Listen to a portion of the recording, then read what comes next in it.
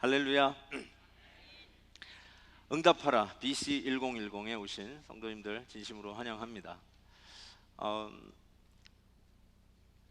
이번에 그 말레이시아 항공이 이렇게 떨어져 가지고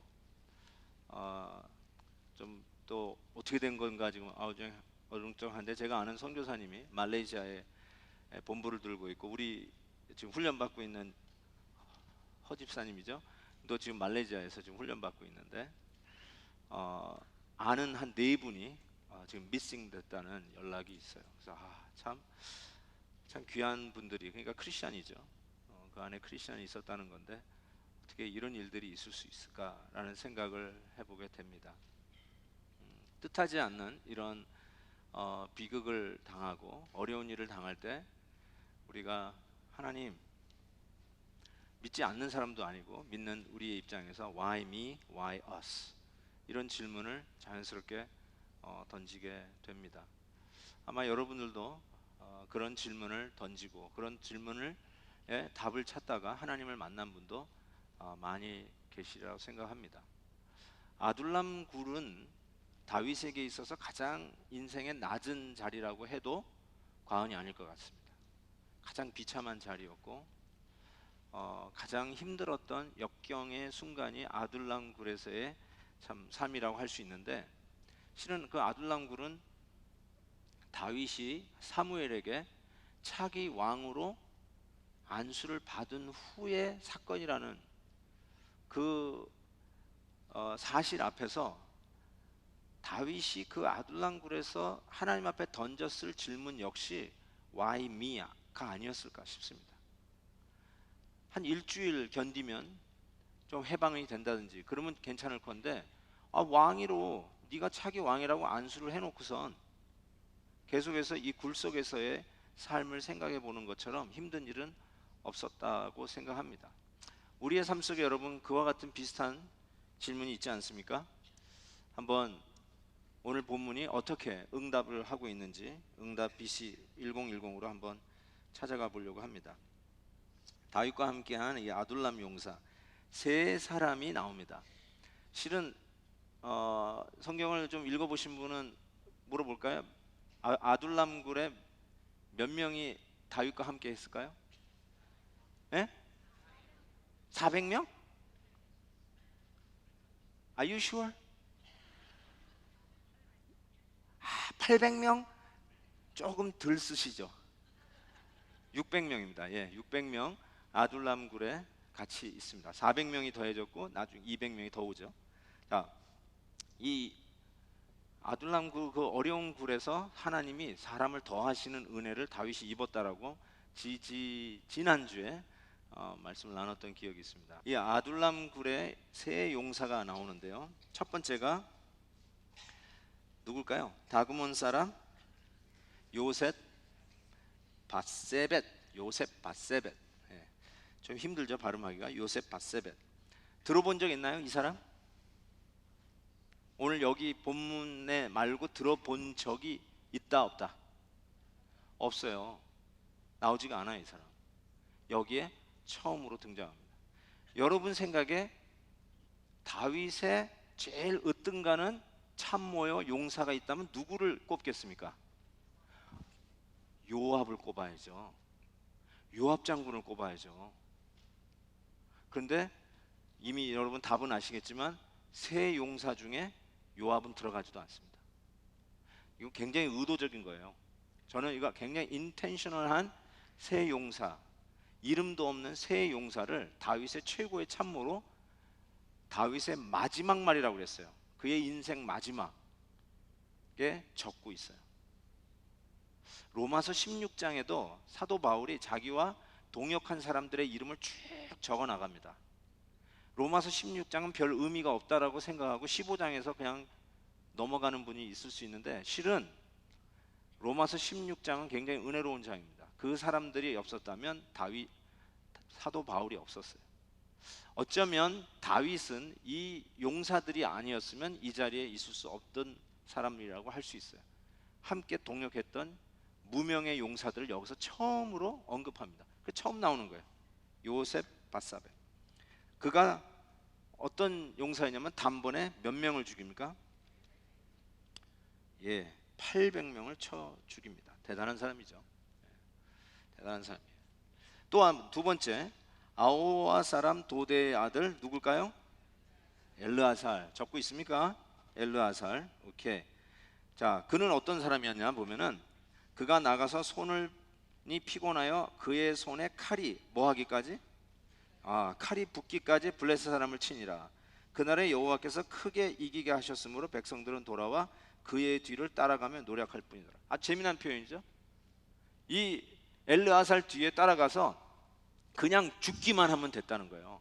전쟁 노략물들을 뭐라 그러죠? 그걸 그 전쟁에 이긴 그것들을 그냥 따라가면서 누워 땅짓기식으로 그냥 널려져 있는 거 그냥 짚을 정도로 대단한 자가 엘르아살이었다.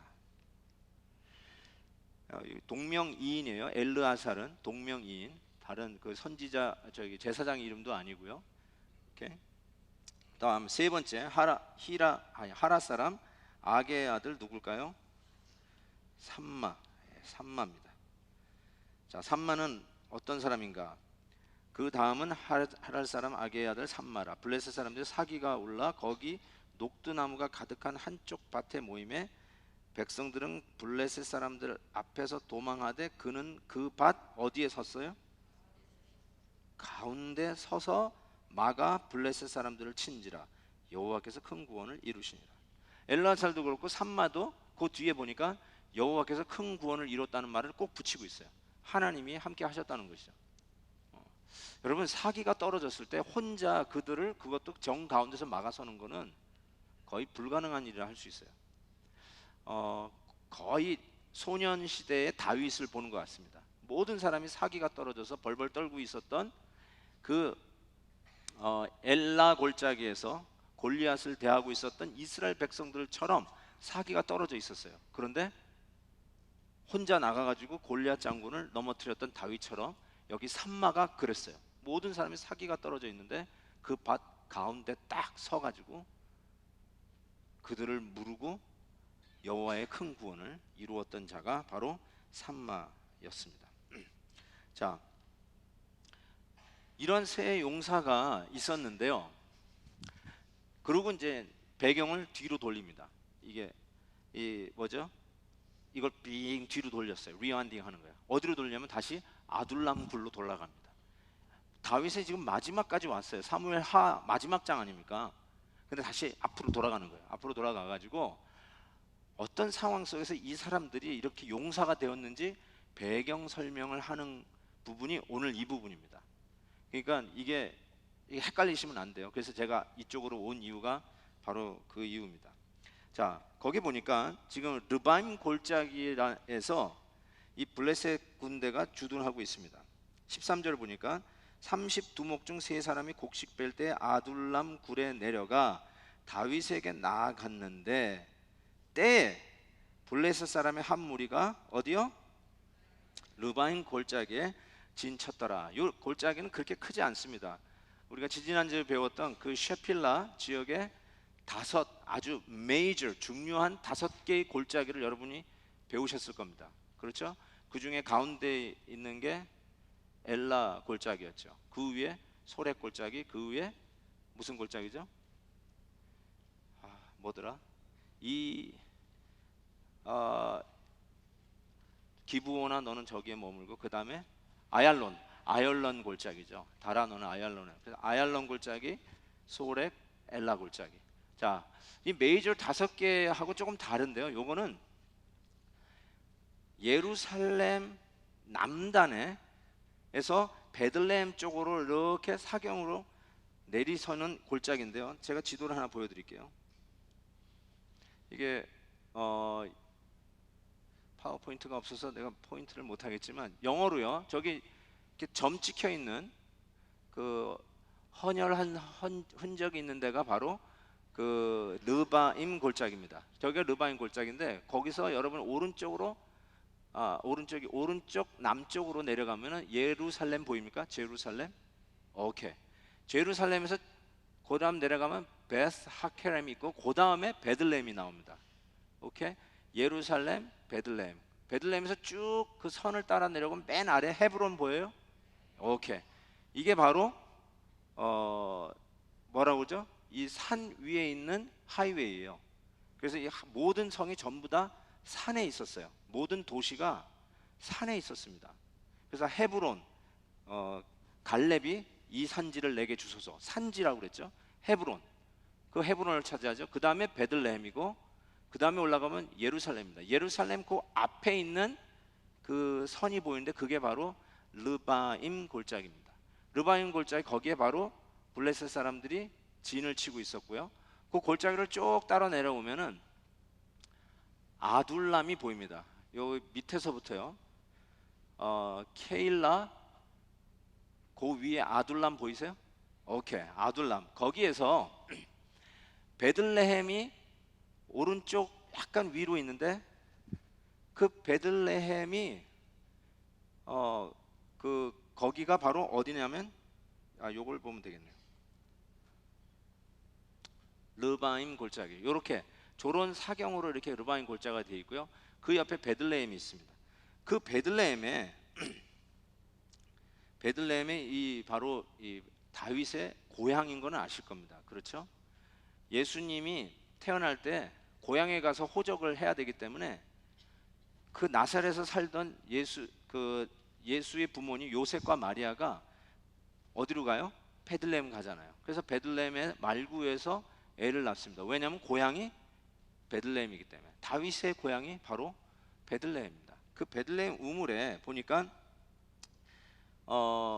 지금 아까도 얘기한 것처럼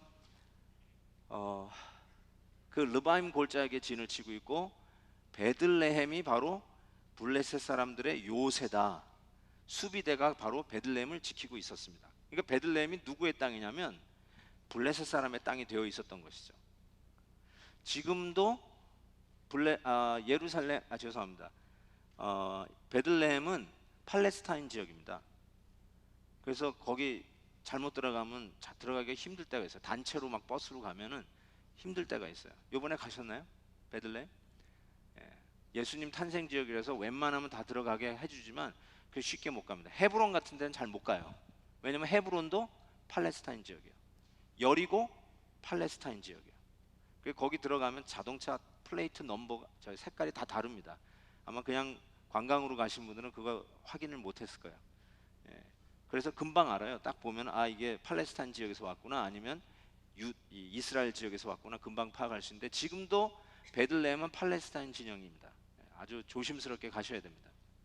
근데 거기 보니까 이 다윗이 말이죠, 이 아둘람 굴이라기보다는 여기 보니까 요새라고 했는데, 아마 이제는 거기서 오래 살면서 나름대로의 어떤 커뮤니티가 형성되었다고 생각합니다. 600명의 오합지졸이 아니라 이제는 거기서 전투력을 키우는 아주 이 군인과 같은 모습으로 훈련된 자들의 돼 있는 어느 정도 시간이 흘렀을 것이라고 생각해 봅니다. 바로 다윗이 말이죠, 그곳에서 한탄하고 있는 거예요. 내가 지금 이게 뭐 하고 있는 짓인가?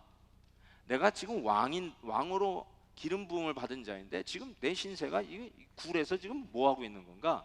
라고 하는 한탄이에요. 왜 내가 지금 이루고 있는가? 왜 하나님이 나에게 길을 열어주지 아니하시는가? 하면서 한탄하고 있는 그 회의하는 순간이라고 할 수 있을 것 같아요. 어쩌면 내가 왕이 되지 말아야 하는 건가? 혹시 사무엘이 딴 사람한테 안수해야 되는데 나한테 안수한 거 아닌가?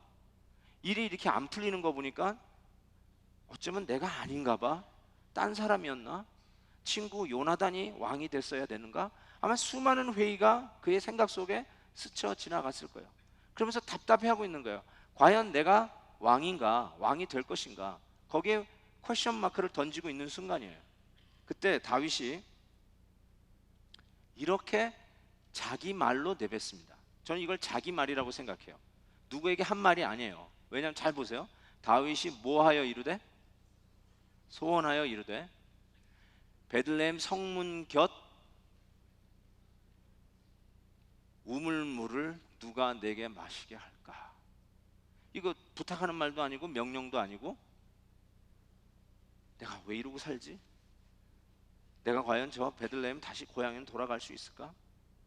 아니 내가 왕이 되어서 다시 내 고향을 다스릴 수 있는 왕이 될까?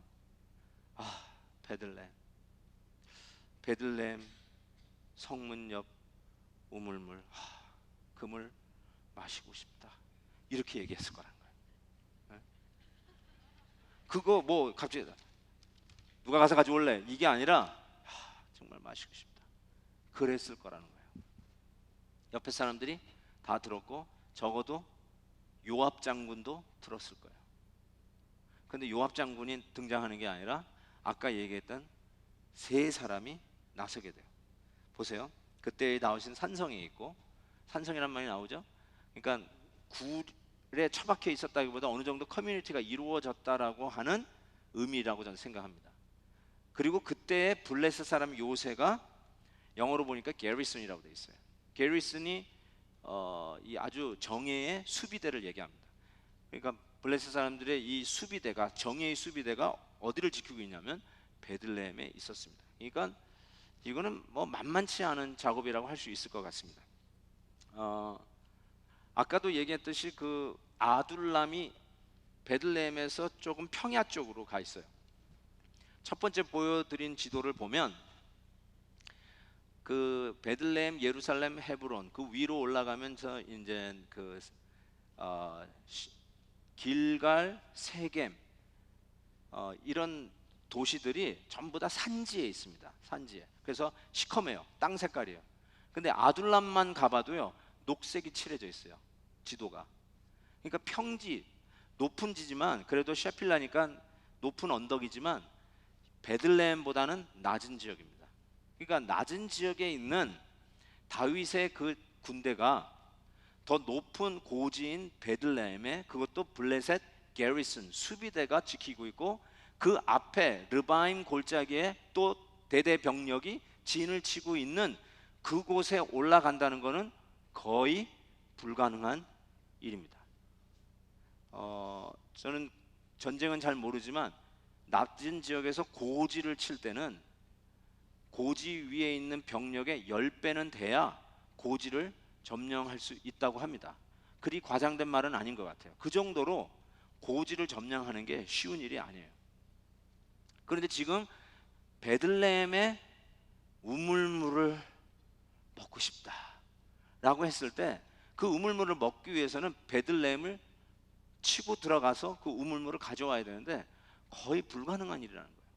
기대도 안 했어요. 그래서 누구에게 얘기하거나 명령했다기보다 그냥 내가 무슨 팔자로 지금 계속해서 이 아둘람에 거하고 있는가 라고 회의하고, 내가 아닌가비요, 하나님 실수하셨나 봐요, 딴 사람이면 빨리 바꾸세요, 저는 왕 제목이 아닙니다 라고 회의하면서 하루 이틀 그렇게 지내고 있는 다윗에게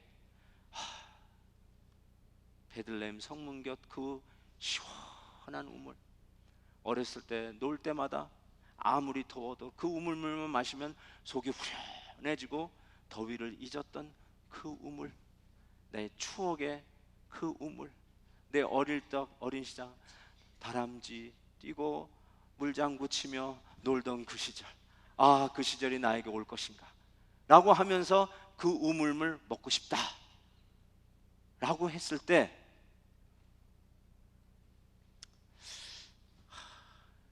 누가 나타날까요? 자, 여기서 이제 우물물 생각난 이유, 아까 얘기한 것처럼 그냥 어렸을 때 놀던 추억 때문에 라고 생각할 수도 있을 거예요. 저는 여기서 조금 더 신학적으로 이 부분을 좀 들어가고 싶은데, 자, 한번 생각해 보세요. 우물물이 생각난 이유. 1번 물이 없기 때문에, 2번 목이 말랐기 때문에, 3번 그냥 어릿광 치고 싶어서, 4번 하나님의 약속이 이루어지는가 확인하고 싶어서. 못 가요, 답이. 예, 참고로 저는 항상 답은 4번에 이야기를 합니다. 근데 약간 좀 답이 예스 하기가 쉽지가 않았을 거예요. 그냥 목이 말라서 무물물 생각나는 것도 있고, 그냥 너무 힘드니까 어릴 적 시절 생각나서 그냥 맛있게 먹던 우물물이 생각나서 그럴 수도 있다라고 생각이 듭니다. 뭐 여러분 혹시 어려울 때, 힘들 때, 어떤 분은 음식 맛이 떨어지지만 이렇게 스트레스 받을 때 또 어떤 분은 먹어요. 여러분은 안 먹는 스타일이에요? 아니면 먹는 스타일이에요? 먹는 스타일이에요? 그럼 무엇을 먹고 싶으세요? 저는 이렇게 몸이 으시으시 떨면 뭐 먹는다고 그랬죠? 예? 우동? 아유, 제가 지난 주일날 우동 얘기했다가 이메일을 받았습니다. 아마 여기 계신지도 모르겠는데 누군지 잘 모르겠어요. 저는 성도님이 이름은 보내오셨는데 제가 다 모르니까, 목사님, 밀가루는 건강에 안 좋으니 우동을 듣지 마십시오 라는 이메일부터 시작해서 앞으로 우동 대접하겠습니다, 이런 이메일을 제가 받았는데요. 여러분, 저 고기도 잘 먹습니다. 그거 참고로 말씀을 드립니다. 제가 그 몸이 으시으시하면 수제비 생각이 나요. 그때 한번 얘기한 것 같아요. 근데 오늘 저녁에 수제비가 나왔어요. 와, 나 그 수제비 먹고 그냥 땀 쫙 빼고 나왔네요. 너무너무 시원하게 잘 먹어가지고 지금 힘이 납니다. 진짜 너무 맛있게 먹었어요. 수제비도 그냥 보통 수제비가 아니라 오색 찬란한 무지개 수제비라고. 예, 노란색, 까만색, 하얀색, 뭐 쑥색, 너무 맛있었습니다. 정말 맛있습니다. 그런데 우물물이 생각난 이유는 어쩌면 그냥 단순히 뭐 고향 물이니까, 시원한 물이니까, 자기가 이렇게 어렸을 때 늘 마시던 물이니까 생각날 수도 있겠죠. 근데 요거는 그게 아플 때 내가 땡기는 음식을 땡겼다기보다 바로 베들레헴 우물물을 먹는다는 말은 베들레헴을 차지한다는 뜻 아니에요. 베들레헴을 차지한다는 말은 하나님의 약속, 즉 그를 기름 부어 차기 왕으로 세우실 하나님의 뜻이 이루어진다는 확인이거든요. 과연 하나님의 뜻은 이루어질 것인가? 그거에 대한 퀘스천이죠. 그거에 대한 질문이 이렇게 나온 거죠. 내가 그 우물물을 마실 수 있을까? 바로 그 질문이에요. 단순한 로맨틱한 이야기라기보다는 하나님의 약속이 나한테 이루어질 것인가? 여러분도 아마 그런 질문이 있지 않겠어요? 과연 하나님이 나에게 주신 약속은 이루어질 것인가? 내가 새해에 하나님 앞에 엎드려 간구하는 이 기도의 제목, 그걸 믿고 내가 결단한 일들이 지금 2개월 지나 이제 3개월째로 접어들면서 아직도 저 끝에서 구름 한 점 뜨는 적이 없는 맑은 하늘만 보이는데 과연 하나님의 뜻은 이루어질 것인가? 바로 그런 생각 속에, 만약에 베들레헴의 우물물을 먹는다면 그 땅을 차지한다는 약속이기 때문에 내가 이 유다를 다스리는 왕이 될 것이라고 하는 하나님의 약속이 이루어진다라는 사인이기에, 하나님, 그 뜻이 과연 이루어질까요? 우물물을 생각해낸 것이죠. 저는 여기를 가보지는 않았어요. 5주 동안에 이 우물물은 못 봤어요. 봤고, 내가 주성필 목사님하고도 여기는 못 가봤습니다. 근데 보면은 이 킹스 데이빗 웰이라고 써 있죠. 다윗 왕의 우물이라고 써 있습니다. 그래서 어떤 분이 이렇게 인터넷 보니까 잘 좀 찍어놨더라고요. 다 올라가면 계단을 올라가고 문이 잠겨져 있고, 이렇게 문 열고 올라가면 우물이 있는데 그 우물을 2개가 있는데 두 우물을 다 막아놨어요. 그리고 자물통으로 잠가놨어요. 그래서 아마 이제 더 이상 못 마십니다. 그래서 아마 여기를 안 간 것 같습니다. 어쨌든 이 우물물을 어떻게 할까 하는데 갑자기 말이죠, 세 용사가 자원을 했어요. 이 16절에 보니까 세 용사가 블레 사람의 진영을, 잘 보세요. 16절 딱 한 구절이 있는데 뭐라고 돼 있죠? 뭐라고 돼 있어요? 충돌. 새 성경에는 개역개정에는 뭐라고 돼 있어요? 돌파. 옛날 성경에는 뭐라고 돼 있다고요? 충돌. 오케이. 옛날 성경을 훨씬 많이 갖고 계시는군요. 많이 헷갈리시겠다. 오케이. 자, 충돌. 그래서 제가 둘 다 적어왔습니다. 돌파, 충돌. 영어로 보니까 break through. breakthrough라는 말 잘 쓰죠. 그냥 꽉 막혀 있는 그 중에 어디를 뚫까 하다가 딱 한쪽을 뚫고 나갈 때 그 breakthrough라고 하죠. 물을 잠가 놓은 저수지가 더 이상 물을 담을 수 없을 때 가장 얕은 부분의 벽이 딱 걸리면서 물이 뚫고 나갈 때 breakthrough라고 그러죠. 자, 보세요. 아까도 얘기한 것처럼 베들레헴은 요새예요. 완전히 수비대가 딱 지키고 있는데 거기를 뚫고 들어간다는 것은 거의 불가능한 일이었을 것 같아요. 근데 보세요. 충돌까지 했어요. 충돌했다는 말은 세 사람이 간다는 것은 신속하게 움직일 수 있는 장점이 있어요. 그리고 몰래 잠입할 수 있습니다. 게릴라식으로 다 변장하고 뭐 그냥 진흙 바르고 깜깜하게 해가지고 햇빛 나오지 않는 그 어둠을 틈타 가지고 언덕 위로 올라갑니다. 그리고 적어도 르바임 골짜기에 있는 그 부대는 피할 수 있어요. 골짜기에 들러서 있으니까. 그러니까 골짜기라고 해서 이렇게 막 시냇물 흐르는 골짜기가 아니라 평지라는 거, 엘라 골짜기와 같은 평지예요. 거기에 딱 진치고 있는데 그걸 피해서 아둘람에서 베들레헴으로 직접 산을 하나 넘어서 갑니다. 산을 넘어서 가고 베들레헴을 기어 올라갑니다. 기어 올라갔더니 베들레헴을 지키고 있는 블레셋의 수비대들, 게리슨들이 기다리고 있는 거예요. 철통같이 지키고 있는 거예요. 이제 거기는 더 이상 스니끼린 할 수가 없어요. 뭘 해야 되냐? 충돌해야 돼요. 싸워야 돼요. 한판 붙어야 돼요. 그래서 브레이크드루를 하는 것입니다. 그래서 거기에 있는 베들레헴의 수비대를 뚫고 들어가서 베들레헴 성문 곁 우물을 길어 가지고 다윗에게로 왔어요. 야, 제가 이 부분을 보고 말이죠, 너무너무나 조금 답답했어요. 왜냐하면 이거 대단한 일이거든요. 자, 보세요. 이거는 거의 미션 임파서블이에요. 그렇죠? 어떻게 세 사람이 그 수비대를 뚫고 들어가서 우물물을 퍼가지고 다시 와요? 이거는 보통 일이 아닙니다.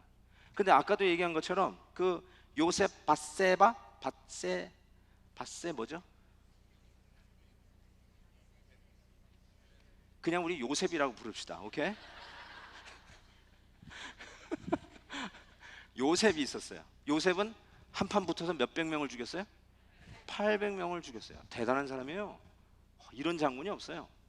그 다음에 엘르아살 있었고 삼마, 이 세 사람이 작전을 짰어요. 뚫고 들어간다. 우물물이 어딨냐?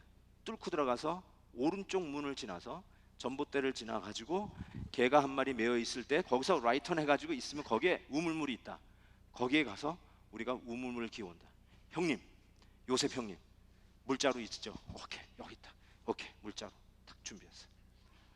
너 화살 몇 개 있냐? 10개 있습니다. 너는 10개 있습니다. 오케이, 10개 탁 하고 창, 칼 전부 탁탁 차고, 자, 내 신호와 더불어 돌파한다. 보초가 왔다 갔다 하는데 약간 틈 있는 사이에 돌격 앞으로 잽싸게 달립니다. 짠짠짠짠짠짠짠 달려가지고 칼을 쫙 뽑아가지고 첫 번째 문지기를 쫙 해가지고 죽입니다. 두 번째가 막 칼로 하니까 또 쫙 죽입니다. 오! 맞사! 삼마 빨리 나를 어머해라! 예! 그러니까 막 뛰어가더니 칼로 들어오는데 삼마가 샥 해가지고 으악 하고 넘어집니다. 드디어 오른쪽을 돌아서서 우물물을 봤습니다. 형님 빨리 우물물에 빨리 담그십시오. 그래가지고 자루를 탁 담습니다. 물을 확 해가지고 왔는데, 야, 이제는 다윗 왕에게 가야 된다. 돌아가는데 벌써 접근이 됐어요. 어떡하냐? 제가 암호하겠습니다. 형님은 우물물을 지키십시오. 오케이. 그래가지고 또 칼을 들고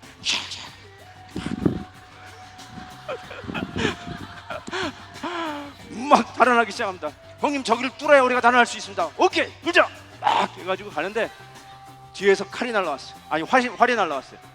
우물물을 들고 가던 삼마 동생이 으악 어깨에 활이 맞았어요. 형님, 내가 이걸 들고 갈 수가 없습니다. 형님에게 던집니다. 샥 던졌어요. 그랬더니 엘르아살이 탁 받아가지고 빨리 뛰어라. 내가 널 지키겠다. 이 우물을 이러면서 말이죠. 올라갔다가 아이고 힘들어. 내려왔는데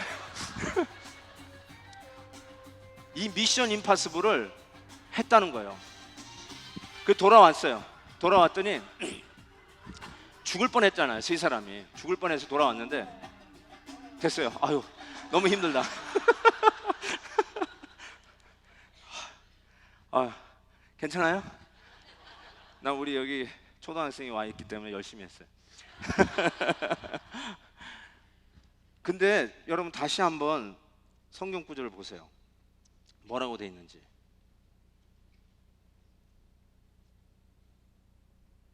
안 나오네. 오케이. 자 보세요. 베들레헴 성문 곁 우물물을 길어 가지고 그 다음에 아까 제가 보여드렸던 미션 임파서블은 온데간데 없고 다윗에게로 왔으니 이렇게 돼버렸어요. 너무너무 답답하지 않아요, 여러분? 왜 이렇게 간단하게 썼죠? 응? 왜 이렇게 간단하게 썼을까요? 여러분 틀림없이 그 세 장군 여기저기 칼자국에 피를 흘리고 있었을 거예요. 아무리 용사라 할지라도 세 사람이 가가지고 그냥 뚫고 가는 게 아니라 뚫고 가서 우물물 퍼가지고 다시 돌아오는 거예요. 한번 뚫는 것 another 이 뚫는 거는 이런 거는 할 수 있어도 다시 반대로 나온다는 건 있을 수 없는 일이에요. 근데 다시 또 뚫고 그 뒤에서 쏘는 활, 뒤에서 달려오는 그 수많은 창과 칼들을 피해서 돌아왔다. 그것도 우물물, 그 자루에 담은 우물물 희생하지 않고 그걸 쏟아내지 않고 그것을 들고 다시 돌아왔다. 이거 대단한 일입니다. 이거는 어쩌면 람보 영화와 저리 가라였을 것 같아요. 미션 임파서블 이 주제곡에서 나오는 탐 크루즈의 그런 활약 저리 가라였을 것 같습니다. 대단한 액션 팩 드라마, 서스펜션 스릴러가 있었음에도 불구하고 성경은 저 16절 한 절에 반도 안 썼어요. 베들레헴 성문교 우물물을 길어 가지고 다윗에게로 왔으니. 이게 말이 돼요? 그냥 뭐 걸어가 가지고 푹 떠 가지고 돌아왔단 말이에요? 말이 안 되는 거예요. 있을 수 없는 일이에요. 근데 왜 저렇게 썼을까? 저는 이렇게 생각합니다. 성경은 어떤 인간을 영웅화하는 일을 하지 않습니다. 성경은 절대로 사람을 영웅화하지 않아요. 한번 잘 읽어보세요, 여러분. 어느 성경을 읽어봐도 하나님께서 누구를 영웅화하지 않아요. 아브라함을 영웅화하나요? 아니요. 성경 읽어보면 아브라함이 참으로 바보 같은 남자구나, 그거 배우게 돼요. 기드온을 영웅화하나요? 아니요. 참으로 어리석기 짝이 없는 게 기드온이구나, 그거 배우게 돼요. 우리가 엘리야 선지자도 얼마 전에 봤지만 엘리야 선지자, 그 회리 타고 승천했던 그 엘리야 선지자도 이세벨 그 여왕 앞에서 거르마 나살려라 달아나는 주랭랭 나는 겁쟁이 같이 보여져요. 성경은 그렇게 영웅화하지 않는 것 같아요. 그리고 아까도 얘기한 것처럼 세 용사 그 요셉과 엘르아살과 삼마의 그 기록을 잘 보면요, 다 여호와께서 구원하셨다라는 말을 뒤에 붙이고 있어요. 하나님이 하신 거지 어떤 인간의 위대함이 이루어낸 것이 아니라는 것을 분명히 하고 있습니다. 저는 여기서 정말 우리가 어떤 일을 하고 정말 베들레헴에 가서 우물물을 따가지고 왔으면 한번 재고 싶지 않을까요? 요압 장군도 가지 않았는데 한번 뻐기고 싶지 않을까요? 다윗 임금이여, 우리가 우물물 가지고 왔습니다. 드시세요 하고 막 하면서 주위에서 사람들이 와, 저걸 어떻게 가지고 왔지? 그런 시선을 은근히 즐기면서 너희들 봤지? 충성은 이렇게 하는 거야, 이러면서 폼내면서 임금한테 드렸을 법한데 성경은 너무나도 일축합니다. 성문 곁 우물물을 길어 가지고 다윗에게 왔으니 끝. 여러분, 저는 우리 이렇게 했으면 좋겠어요. 앞으로 모든 섬김을 이렇게 했으면 좋겠어요. 이번 주말에 베델 동산 올라갑니다. 많은 분들이 봉사자로 헌신했어요. 대단합니다. 정말 여러분 아시잖아요. 그 섬기는 거 얼마나 수고인지. 근데 이렇게 적었으면 좋겠어요. 베델 동산에 올라갔다 내려왔느니라. 끝. 할 수 있어요, 없어요? 아니, 여러분들이 아멘 하면 안 되고 봉사자들만 이렇게 할 수 있어요, 할 수 없어요? 네, 이렇게 합시다. 이렇게 하는 거예요. 뭐 코피 터지게 일하고 왔습니다. 한 일주일은 휴가 받아야 되겠습니다. 목사님, 제가 얼마나 수고했는지 아십니까? 이러지 마시고 어디 갔다 왔어요? 배달도 올라갔다? 맞습니다. 끝. 멋있잖아요. 그렇게 해요. 일부 성가대 목사님, 우리가 몇 시 일어나야 되는지 아십니까? 이러지 마시고 일부 예배 가서 성가대 섬기고 내려왔더라. 끝. 그러면 안 돼요? 아쉬워요? 좀 알아줬으면 좋겠어요?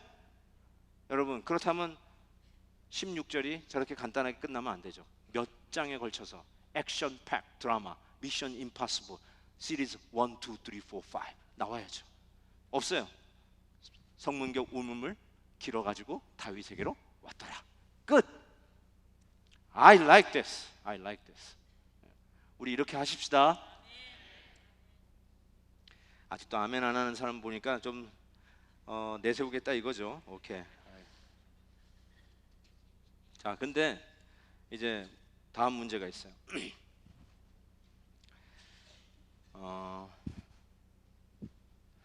다윗이 물을 버렸어요.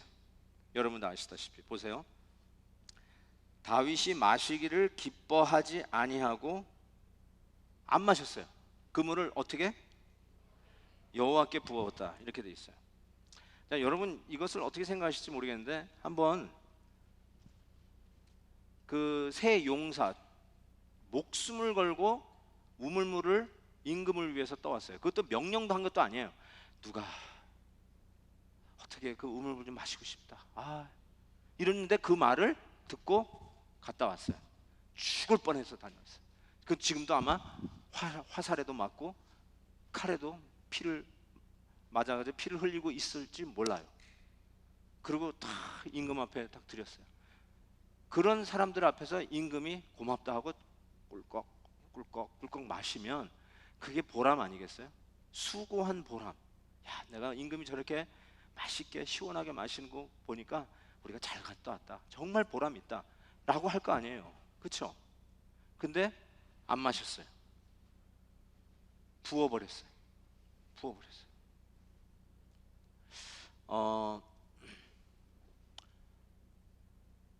여러분이 한번 생각해 보세요. 여러분이 저에게 선물을 갖다 줬다고 하십시다. 선물을 갖다 주셨는데 제가 진짜 지난 주일날 제가 아주 맛있는 거 하나 받았어요. 그거 너무 맛있었어요. 정말 맛있어가지고 나 먹어본 중에 최고로 맛있었던 것 같은데 anyway 뭔지는 얘기 안 할게요. 어쨌든 그걸 먹었는데 만약에 그걸 다 갖다 주시는 그 성도님 앞에서 다 이렇게 했다고 합시다. 그냥 팽개쳤다고 합시다. 버려버렸어요. 그럼 얼마나 마음에 상처를 입겠어요. 아니 내가 어떻게 준비한 건데 밤새 이틀 동안 만들어가지고 목사님 드리기 위해서 준비해가지고 그 중에서 제일 예쁜 거 골라가지고 드렸는데 목사님이 갑자기 낙이 보는 앞에서 탁 쓰레기통에 던졌다. 그러면 얼마나 힘드시겠어요. 그렇죠? 여러분이 맛있게 우동을 해가지고 왔어요. 우동으로 합시다. 그냥 팔팔 끓여가지고 왔는데 내가 눈물을 흘리면서 감사합니다 권사님. 그리고 후룩 먹어도 시원치 않은데 감사합니다 그러더니 촥 하고 싱크대에 갖다 버렸어요. 그럼 어떠겠어요 기분이? 되게 기분이 좋겠죠. 시원해요? 아니죠. 섭섭했어요. 그런데 여기에 또 missing 마시기를 기뻐하지 아니하고 그 물을 여호와께 부어드렸다 이렇게 되어 있는데 그 세 용사가 목숨을 걸고 건져왔는데 그거에 대해 화를 냈다는 표현이 없어요. 왜 그럴까? 힌트가 바로 저 괄호 안에 있는 답 때문에 그래요. 여호와께 부어드렸기 때문에 그렇습니다. 자, 아까 왜 제가 우물물을 그냥 단순히 몸이 으시시할 때 제가 수제비 생각나고 여러분이 좀 고향에 엄마가 만들어준 그 음식 생각하는 것처럼 다윗이 베들레헴 성문 곁 우물물을 생각한 것이 아니라 하나님의 약속이 과연 이루어질 것인가에 대한 그 허탄한 그 말을 되뇌이는 거라고 생각했냐고 하면은 바로 이것 때문에 그래요. 그것을 가지고 왔어요. 어찌 너희들이 그럴 수 있느냐? 야, 장군 하나를 잃는다는 것은 어떻게 이룰 수 있느냐 하면서 오히려 내 이 주둥아리가 문제구나 하고 입을 닫든지 말이에요. 이 주둥아를 막 때리든지. 다윗 왕이 그랬어야 돼요. 정말로 내 하찮은 이 물 마시고 싶다는 이 소원 때문에 내가 하마터면 이 장군 세 사람의 생명을 잃을 뻔했다. 이렇게 얘기해야 멋있는 장군이죠. 그게 임금의 모습이죠. 내가 어떻게 이렇게 충성된 신하를 잃을 뻔했느냐? 내 한 잔의 물을 마시기 위해서 그렇게 했어야 되는데 그 물을 말이죠 여호와께 부었다. 이 말은 버렸다는 뜻이 아니라 여호와께 전제로 드린 제사를 얘기합니다. 제사, 부어드리는 전제. Everything pour out to God. 다 쏟아놓는 예배죠. 하나님 앞에 모두 다 드리는 것을 이야기할 수 있습니다. 그래서 다음 장을 보시면은 그렇죠? 바로 봐요. How can you do that? 어찌 그럴 수 있습니까? 바로 그렇게 할 수 있는 상황이었는데 오늘 16절에 보니까 다윗이 마시기를 기뻐하지 않냐고 여호와께 부어드리고 이것은 그들의 피라고 얘기합니다. 피. 저는 여기서 참 중요한 것을 하나 생각하게 됩니다. 어찌 그럴 수 있느냐 상황에서 어찌 그럴 수 있습니까? 라고 대들거나 아쉬워하거나 오히려 그 우물물 먹고 싶다는 임금에 대해서 분노하는 게 아니라 여호와께 부어드리는 그 모습에 순응하고 있는 모습을 봐서 자기네들이 베들레헴에서 물을 떠가지고 온 것은 하나님께서 바로 우리가 모시는 임금에게 하신 약속을 이루실 사인이라는 걸 보여주는 아주 정확한 순간이었어요. 그런 의미에서 아주 중요한 메시지를 여기서 담고 있습니다. 여러분에게 나누고 싶은 그 교훈이 있습니다. 여기서 물론 그 앤드류 카네기죠? 예, 앤드류 카네기에 대한 그 기사를 제가 읽었어요. 뭐 여러분 카네기에 대한 예화는 아마 많이 들으셨을 거예요. 철강 왕이죠. 피츠버그에 가면은 이분의 그 박물관도 있고요. 그런데 이 카네기가 나중에 쓴 자서전에 보면 이분이 제일 그 소위 부자들이 자기의 가족의 필요를 채운 후에는 모든 것을 사회에 환원해야 한다는 이야기를 처음으로 한 거부라고 합니다. 그래서 책 제목을 제가 여기다 적어왔는데 어떤 책이냐면요. 죄송합니다. 이 책 제목 제가 나중에 좀 보면은 알려드릴게요. 그래서 이분은 그 여러분도 알다시피 이 도서관을 많이 지었습니다. 학교도 많이 지었지만, 근데 그 당시 손으로 꼽았어요. 퍼블릭 라이브러리가 손으로 꼽던 1800년 후반기에 그가 이 일들을 하면서 결국 나중에 이 사람에 의해서 만들어진 퍼블릭 라이브러리가 2,509개였어요. 그러니까 대단히 많은 도서관을 지은 사람이기도 합니다. 굉장히 그 philanthropic giving away를 아주 모범적으로 한 사람이라고 할 수 있습니다. 근데 제가 읽은 기사는 이거였어요. Where is Carnegie right now? 우리 이 시대에 카네기는 왜 없냐고 하는 이런 그 아티클이었는데 왜 이렇게 도너가 없냐는 거예요. 이렇게 좀 도네이션 하는 사람이 이렇게도 없냐 사회에. 뭐 빌 게이츠 얘기하고 또 누구죠? 그 투자의 귀재 워렌 버핏 얘기하고 그런 사람들만 생각이 나는데 왜 이렇게 도네이션이 이게 카네기 같은 사람들이 왜 없느냐? 라는데 제가 읽은 그 아티클에 아주 재미난 글을 썼어요. 그게 뭐냐면 이렇게 썼어요. 제가 서머라이즈 하면 이렇게 얘기했어요. 옛날에 카네기 시절에 돈을 버는 것보다 요즘 돈 버는 것이 10배나 더 어렵기 때문이다. 이렇게 썼어요. 그래서 10배나 더 어렵대요. 그러니까 라이브러리 하나를 세우기 위해서 도네이션 하는 그 돈을 도네이션 하기 위해서는 10배나 더 힘써 일해야 그 정도의 돈을 도네이션 할 수 있다. 그러기 때문에 사람들이 도네이션을 주저한다. 왜요? 그게 뭐기 때문에? 내 피기 때문에. 내 피기 때문에. 내가 어떻게 해서 번 돈인데, 내가 피땀 흘려 번 돈인데. 여러분, 우리 이민자들이 얼마나 헌신적으로 삽니까? 맨바닥에서부터 청소하면서, 가드닝 하면서, 수영장 청소해가면서, 그로서리, 아이스크림 가게, 그리고 그 더운 날에도 세탁소, 그 불더위에도 와이셔츠 데려가면서 그렇게 번 돈 아니에요.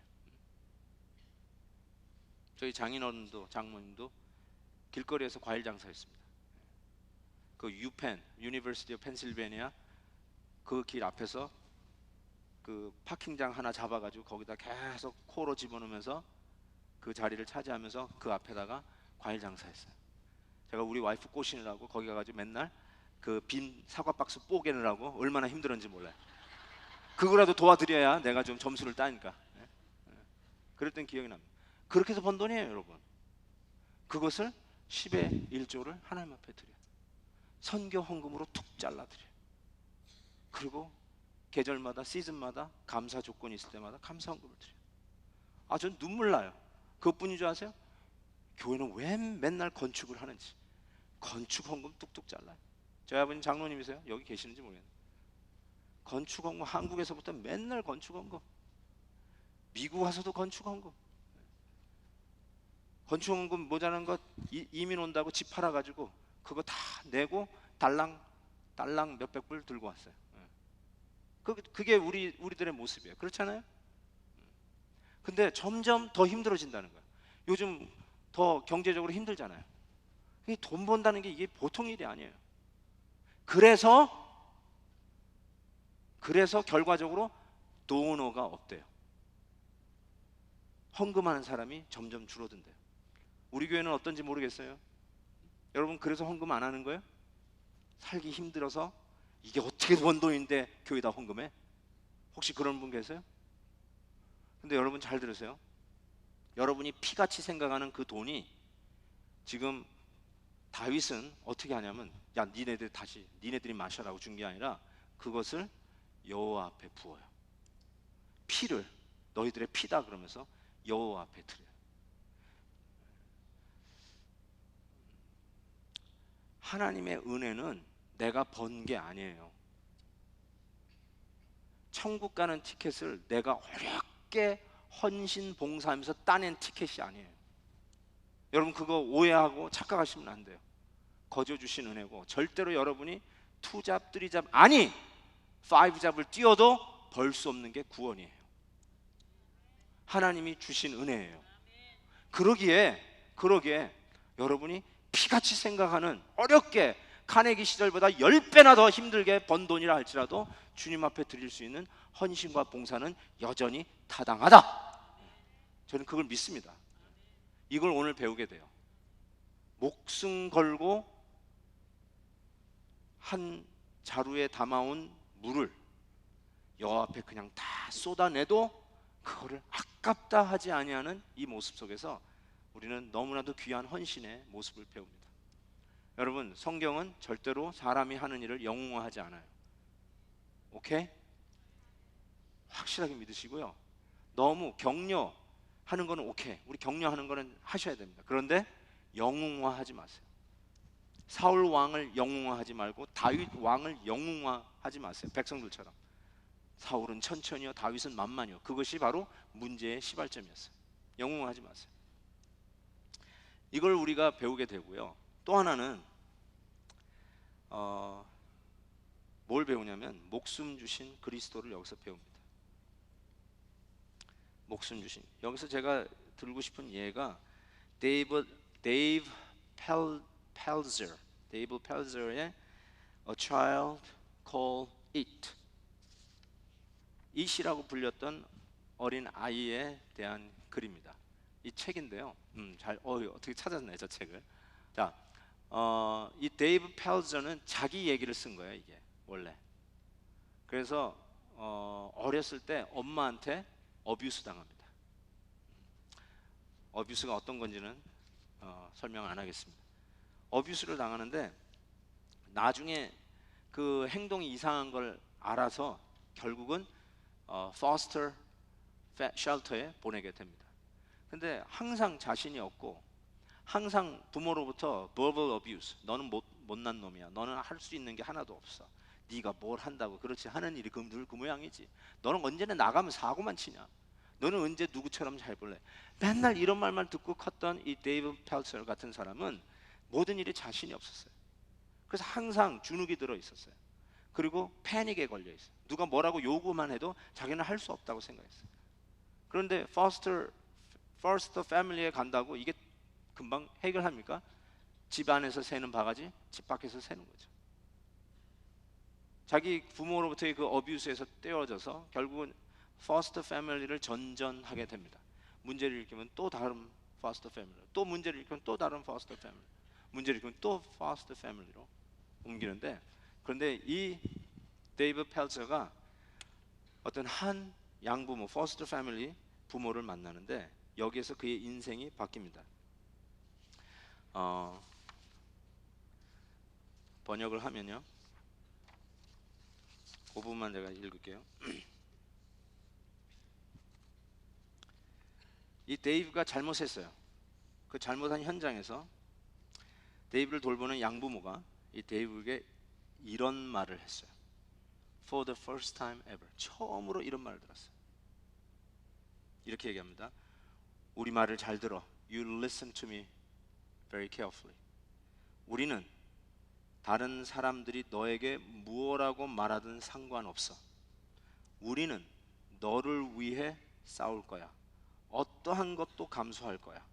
변호사를 고용해야 한다면 변호사를 고용할 것이고, 우리가 지옥까지 갔다 와야 한다면 우리는 그런 준비도 되어 있어. 우리는 너를 위해 싸울 거야. 우리는 너의 부모니까.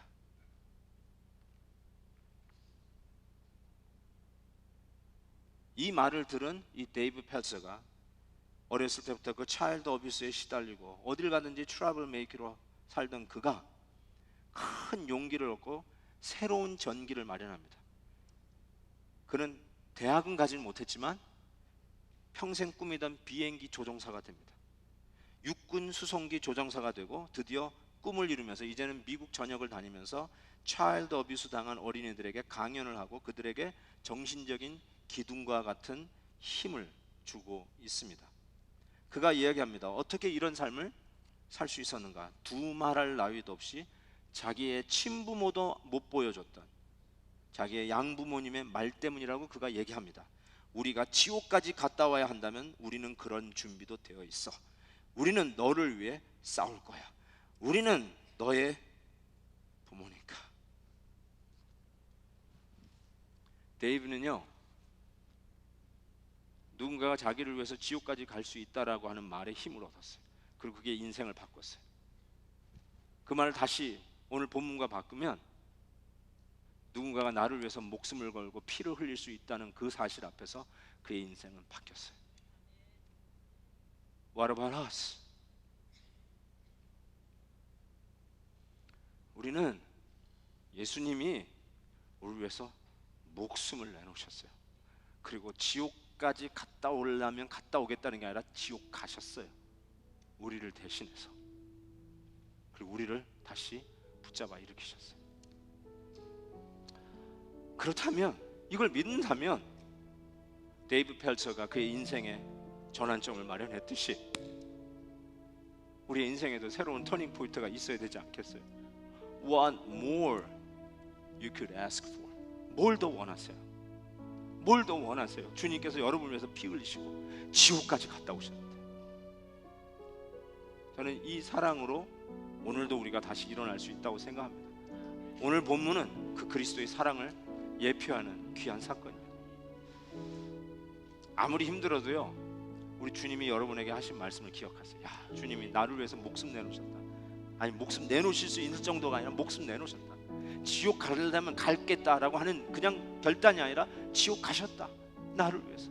그런 분이 저와 여러분의 주님으로 우리 앞에 와 계세요.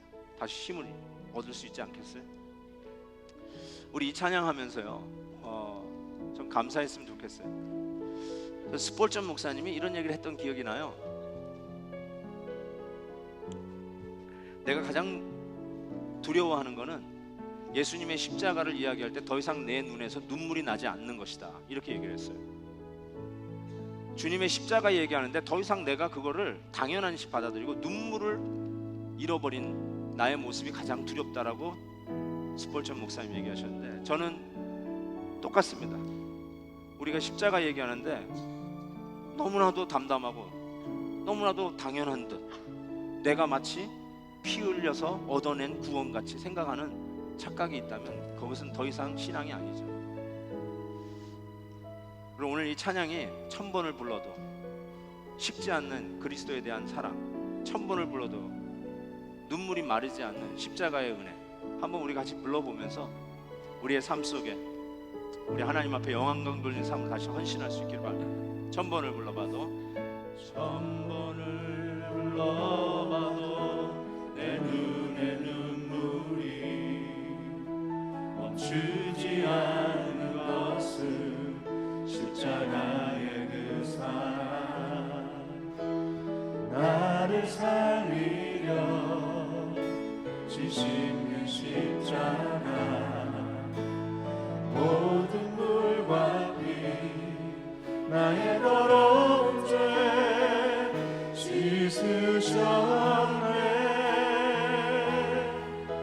나를 향한 그 사랑, 생명을 내어주사 영원한 생명을 내게 주심을 감사해.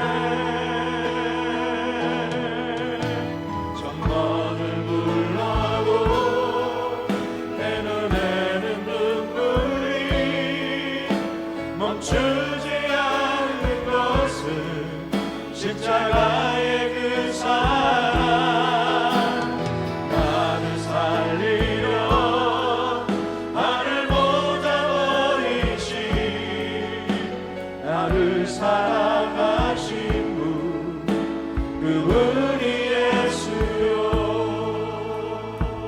1000번을 불러봐도 1000번을 불러봐도 내 눈에 눈물이 멈추지 않는 것은 십자가의 그 사랑,